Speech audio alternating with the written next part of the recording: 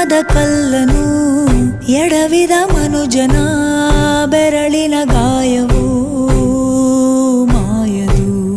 ಧರ್ಮವ ದರ್ಪಕ್ಕೆ ಬಲಿ ಕೊಡೋ ದುರುಳರ ಅಳುವಿಗೆ ದೈವವು ಸೋಲದು.